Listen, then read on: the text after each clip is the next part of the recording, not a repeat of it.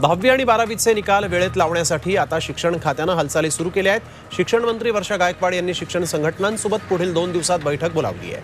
या बैठकीत बोर्डाचा निकाल वेळेत लावण्याबाबत चर्चा होणार असून शिक्षकांच्या मागण्यांबाबतही चर्चा करण्यात येणार आहे। 12वीचा निकाल जूनच्या पहिल्या आठवड्यात तर 10वीचा निकाल हा दुसऱ्या आठवड्यात लावण्याचा प्रयत्न करण्यात येणार आहे। 5वी आणि 8वीची शिष्यवृत्ती परीक्षा होणार आहे। परीक्षा परिषदेनं हा निर्णय घेतलाय। जून महिन्यात शिष्यवृत्तीची परीक्षा होईल। शिक्षण विभागातील सूत्रांनी ही माहिती दिली। शिष्यवृत्ती परीक्षेचे अर्ज भरलेले नाहीत त्यांना सुद्धा अर्ज भरण्यासाठी अखेरची संधी देण्यात येणार आहे। दरवर्षी ही परीक्षा फेब्रुवारीमध्ये होत असते। वाढत्या उन्हामुळे दुपारच्या सत्रातील शाळा भरवू नयेत अशी मागणी पुढे येऊ लागली आहे। सकाळी 7 ते 12:30 या वेळात शाळा भरवण्याची मागणी पालक आणि शिक्षक संघटनांनी केली। त्यानंतर आता सोलापुरातील सर्व जिल्हा परिषद आणि खासगी शाळांची वेळ बदलण्यात आली आहे। सकाळी 10:30 ते 5 या वेळेत शाळा भरवण्याचे आदेश शालेय शिक्षण विभागानं नुकतेच काढले होते। मात्र उष्णतेची लाट असल्यामुळे त्याला विरोध झाला होता। राज्यात उष्णतेच्या लाटेचा इशारा देण्यात आलाय। एप्रिलच्या सुरुवातीला उन्हाचे तीव्र चटके बसण्याचं भाकीत वर्तवण्यात आलंय। तापमानात 2 ते 3 अंशांनी वाढ होण्याचा अंदाज हवामान विभागानं वर्तवलाय। त्यामुळे नागरिकांनी काळजी घेण्याचं आवाहन देखील करण्यात आलंय।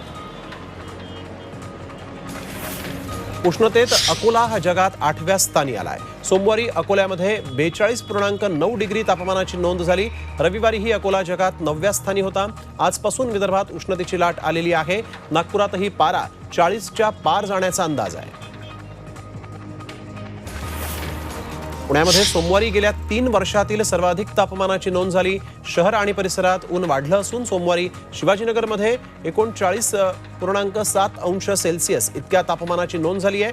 गेल्या 3 वर्षातील मार्च महिन्यातलं हे कमाल तापमान आहे। पुढील 2 दिवस उन्हाचा चटका कायम राहणार असून पारा 40शी पार जाणार असल्याचा अंदाज आहे।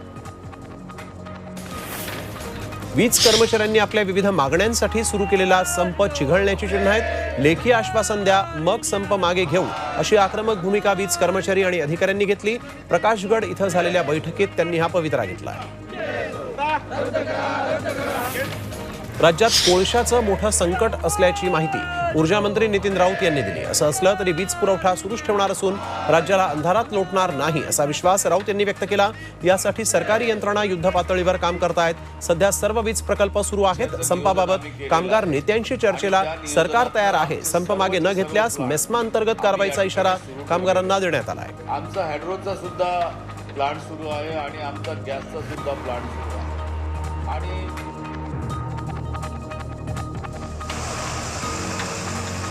जालना जिल्ह्यात महावितरण कर्मचाऱ्यांच्या आंदोलनाचा फटका अग्निशमन दलाला बसतोय। आग विझवण्यासाठी अग्निशमन दलाच्या गाड्यांमध्ये पाणी असणं गरजेचं असतं। मात्र अग्निशमन दलाच्या गाड्यांना विजेच्या बिघाडामुळे पाणी मिळत नसल्याचं जालन्यामध्ये पाहायला मिळालं। त्यामुळे अग्निशमन दलाचे कर्मचारी हैराण झाले आहेत।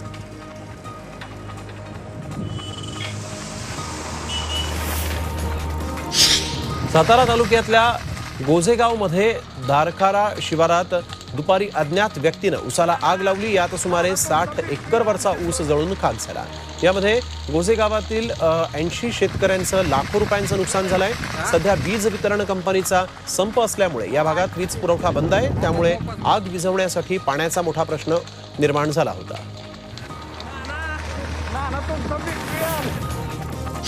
विविध मागण्यांसाठी वीज कर्मचाऱ्यांचा संप सुरू आहे। या संपाचा फटका भोरमधील नागरिकांना बसलाय। भोर परिसरात सोमवारी संध्याकाळच्या सुमारास गेलेली वीज मध्यरात्रीपर्यंत आलेलीच नाही। यामुळे नागरिकांनी थेट मध्यरात्री 1 वाजता वीज निर्मिती केंद्र गाठून गेलेली वीज चालू करावी यासाठी म्हणून कर्मचाऱ्यांना भाग पाडलं। तर महावितरणच्या अधिकाऱ्यांनी फोन बंद करून ठेवल्यानं नागरिक आक्रमक झाले होते। पेट्रोल डिझेलच्या किमती पुन्हा वाढल्या आहेत। पेट्रोल 80 पैसे तर डिझेल 70 पैशांनी महाग झालाय। नव्या किमती आज सकाळी 6 वाजेपासून लागू झाल्या आहेत। 8 दिवसात सलग 7 वेळा इंधन दरवाढ झाली आहे। पेट्रोल डिझेल दरवाढीचा आंबा उत्पादक शेतकऱ्यांनाही मोठा फटका बसतोय। फेब्रुवारीमध्ये एका पेटीसाठी 120 रुपये वाहतूक खर्च लागत होता। आता मात्र प्रत्येक पेटीमागे 150 रुपये आंबा बागायतदारांना वाहतुकीसाठी म्हणून मोजावे लागतात। परदेशात जाणाऱ्या फळांच्या वाहतुकीचा खर्च 80 रुपयांवरून 150 रुपयांवर गेलाय। शेतकरी आणि ग्राहकांना याचा भुर्दंड बसतोय। इंधन दरवाढीमुळे मालवाहतूकदारांना मोठा फटका बसतोय। सरकारनं लवकरात लवकर निर्णय घ्यावा अन्यथा मालवाहतूकदार संघटना चक्काजाम करतील असा इशारा संघटनेनं दिला आहे। पुण्यात सध्या नोंदणी आणि मुद्रांक शुल्क कार्यालयांमध्ये मोठी गर्दी पाहायला मिळतेय. त्यातच अनेक ठिकाणी सर्व्हर डाऊनचीही समस्या भेडसावतीये. त्यामुळे कामकाजाची गती मंदावली आहे. नागरिकांचे प्रचंड हाल होत आहेत.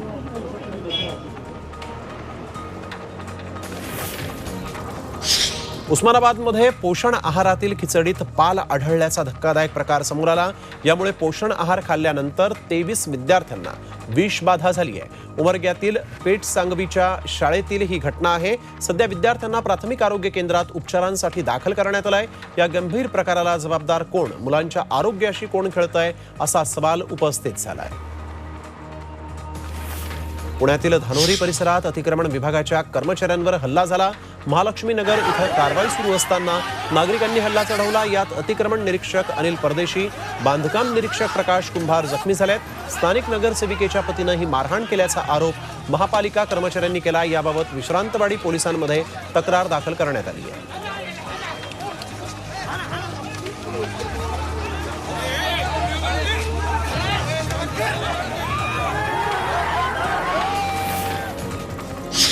हळदीच्या कार्यक्रमांमध्ये डीजेच्या तालावर पिस्तूल घेऊन हवेत गोळीबार करणं नवरदेवासह त्याच्या मित्राला महागात पडला. नवरदेवासह त्याच्या 4 मित्रांवर अंबेजोगाई शहर पोलीस ठाण्यात गुन्हा दाखल करण्यात आलाय. गुन्हा दाखल होताच आरोपीसह नवरदेव फरार असून पोलिसांकडून त्यांचा शोध सुरू आहे.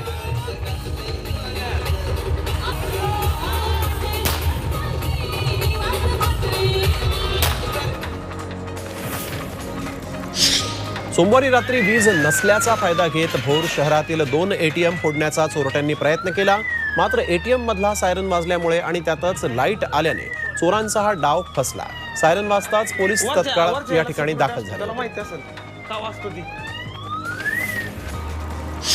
पुण्यातल्या कात्रजमधल्या गंधर्व लॉन्स जवळ गॅस सिलेंडरचा स्फोट झाला. सिलेंडरच्या या गोडाऊनमध्ये 20 सिलेंडरचा स्फोट झाल्याची प्राथमिक माहिती समोर आलेली आहे. यात 1 जण गंभीर जखमी झालाय. या स्फोटामुळे भडकलेली आग विझवण्यासाठी अग्निशमन दलाचे जवान घटनास्थळी दाखल झालेत. या आगीवर नियंत्रण मिळवण्यासाठी शर्थीचे प्रयत्न हे सध्या या ठिकाणी सुरू आहेत.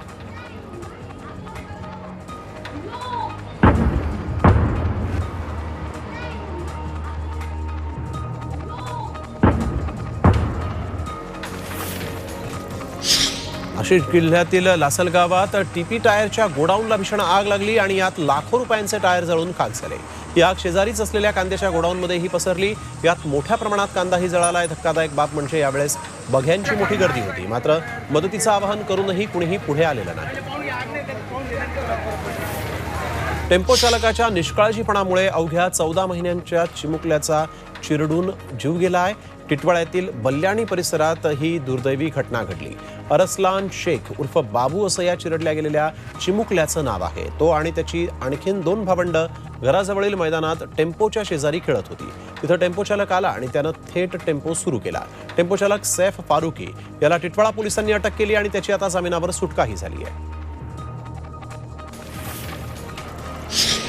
कोकण दौऱ्यावर असलेले पर्यावरण मंत्री आदित्य ठाकरेंच्या ताफ्यातील 3 गाड्यांना अपघात झाला. सकाळी 11:30च्या सुमारास सिंधुदुर्ग रत्नागिरी जिल्ह्याच्या सीमेवर खारेपाटण चेकपोस्ट जवळ ही घटना घडली. ठाकरे यांच्या गाडीमागे असलेल्या ताफ्यातील कारच्या चालकानं अचानक ब्रेक मारला आणि त्यामुळे एकूण 3 गाड्या एकमेकींवर आदळल्या गेल्या. हॉटेल मधुबन जवळ झालेल्या या अपघातात कुणीही जखमी झालेलं नाही. केंद्रीय मंत्री नारायण राणेंना मोठा दिलासा मिळालाय. मुंबईतल्या जुहू येथील अधीश बंगल्याविरोधात कारवाईचा आदेश मागे घेतल्याचं महाधिवक्ता आशुतोष कुंभकोणी यांनी हायकोर्टात सांगितलं. महापालिकेनं पाठवलेल्या नोटिशीविरोधात राणे कोर्टात गेले होते. त्या याचिकेवरील सुनावणीत सरकारनं तोडक कारवाईचा आदेश मागे घेतल्याचं म्हटलंय. नवाब मलिक यांच्या अडचणीमध्ये वाढ होण्याची शक्यता आहे. ईडीनं नवाब मलिक यांच्यासह कुटुंबियांच्या नावावर असलेल्या मालमत्तेबद्दल माहिती मागवली आहे. ईडीनं संयुक्त जिल्हा निबंधकांकडून ही माहिती मागवली आहे. मनी लॉन्ड्रिंग प्रकरणाचा भाग म्हणून मलिक यांच्या विरोधात सुरू असलेल्या तपासाकरता ही माहिती मागवण्यात आली. म्हाडाच्या ऑनलाईन परीक्षा भरतीत गैरप्रकार झाल्याचा आरोप MPSC समन्वय समितीनं केलाय. पेपर फुटी झाल्यानंतर जानेवारी-फेब्रुवारीमध्ये 565 रिक्त पदांसाठी TCSच्या माध्यमातून ऑनलाईन परीक्षा घेण्यात आली होती. त्या परीक्षेतही औरंगाबादमधील परीक्षा केंद्रावर चालकांशी संगनमत करून परीक्षेच्या संगणकीय प्रणालीत फेरफार केल्याचा आरोप या समितीनं केला आहे. कोरोना काळात लोकांना देण्यात आलेल्या आरोग्य विम्याचे पैसे काही लोकांनी लाटल्याचा प्रकार औरंगाबादमध्ये उघडकीस आला. 12 जणांनी तब्बल 4,62,000 खोटे क्लेम करून पैसे उकळलेत. सरकारी हॉस्पिटलचे खोटे डिस्चार्ज कार्ड दाखवून आरोग्य विम्याच्या डेली कॅश प्लॅन अंतर्गत क्लेम करून पैसे उकळल्याचं उघड झालंय. लॉकडाऊनच्या काळात नियमांचं उल्लंघन केलेल्या विद्यार्थ्यांना दिलासा मिळाला. कोरोना काळात संचारबंदी दरम्यान नियमांचं उल्लंघन केल्याप्रकरणी हजारो विद्यार्थ्यांवर गुन्हे दाखल झालेत. मास्क न लावणं तसंच सोशल डिस्टन्सिंगचा फज्जा उडवणं असे अनेक गंभीर गुन्हे दाखल झालेत. यामुळे विद्यार्थ्यांना पुढील उच्च शिक्षणासाठी पासपोर्टसाठी अडथळे येत होते.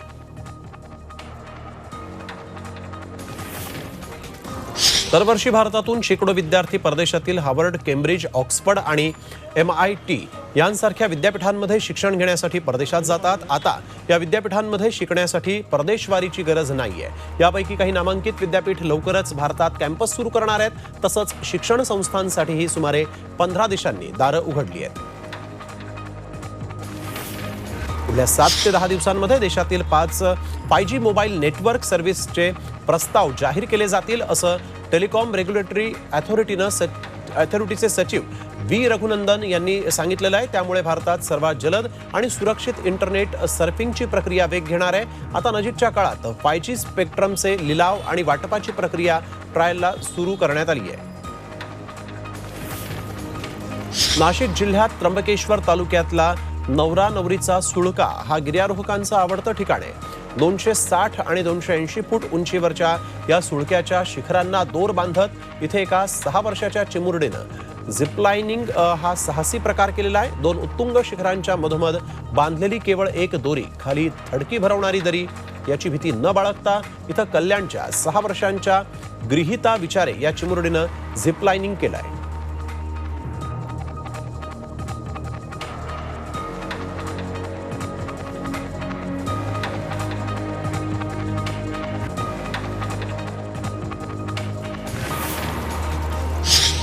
विषारी नागाचा केस घेणाऱ्याचा व्हिडिओ व्हायरल झालेला आहे. फणा काढलेल्या नागाशी मस्ती करत असताना स्टंटबाजाचे व्हिडिओ व्हायरल झाल्यानंतर वन विभागानं या स्टंटबाजाचा करेक्ट कार्यक्रम केला. प्रदीक अडसुळे असं या स्टंटबाजाचं नाव आहे. सांगलीतील वाळवामधील हा राहणारा असून प्रसिद्धीसाठी असे जीवघेणे स्टंट करून तो व्हायरल करायचा. पण आता याला वन विभागानं ताब्यात घेत गुन्हा दाखल केला आहे. मावळामधील एका काचेच्या कारखान्यात दुर्मिळ प्रजातीचं उदमांजर आढळून आलं. कारखान्यातील कामगारांना पाहून ते मांजर सैरभैर झालं होतं आणि खास खळग्यांमध्ये जाऊन बसलं.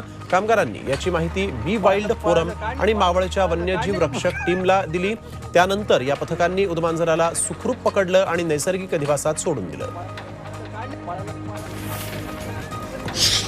मुंबईतल्या बोरिवलीत जिवंत कुत्र्यांना गाडल्याचा धक्कादायक प्रकार समोर आलाय. भटक्या कुत्र्यांना आणि मांजरींना रोज श्वानप्रेमी जेवण देत असतात. मात्र अचानक 20 ते 22 कुत्रे गायब झाल्याचं लक्षात आल्यानं आजूबाजूला पाहणी केली असता त्यावेळी पार्किंगच्या बाजूच्या मोकळ्या जागेत भिंत उभारून कुत्र्यांना गाडल्याचा प्रकार उघडकीस आला.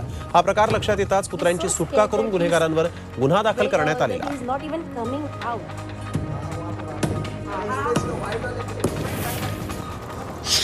पंढरपूरकडे येणाऱ्या पालखी मार्गापैकी संत सावता महाराज आणि संत कुरुमदास पालखी मार्गाकडे लक्ष देण्याची गरज सोलापूर मनसे जिल्हाध्यक्षांनी व्यक्त केली आहे. याबाबत केंद्रीय मंत्री गडकरींपासून ते जिल्ह्यातील संबंधित मंत्र्यांना निवेदनही देण्यात आलेलं आहे. आगामी आषाढी यात्रेपूर्वी हा रस्ता चांगला केला नाही तर वारकऱ्यांसोबत आंदोलनाचा इशाराच मनसेनं दिला आहे.